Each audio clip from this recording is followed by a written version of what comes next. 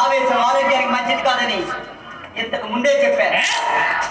ఇద్దరి పలకరింపులకి ఒక వరుస తోడైతే ఆ బంధంలో ప్రేమాభిమానాలు ఉంటాయని మన అమ్మ చెప్పింది.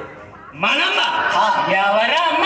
స్వాతంత్రం తరువాత విభజనకు ముందు మన మతాలు వేరైనా మనమంతా భారతదేశం అనే తల్లి బిడ్డలు నేను ఎప్పుడే మర్చిపోయారా అబ్బాయి? విభజన తర్వాత నువ్వు అనుకునే శత్రుత్వం విడిపోయిన మన రెండు దేశ ప్రభుత్వాల మధ్య ఉంది, కానీ మన మనుషుల మధ్య మన మనసులో లేదని ఇంకా గ్రహించలేదా అబ్బాయి?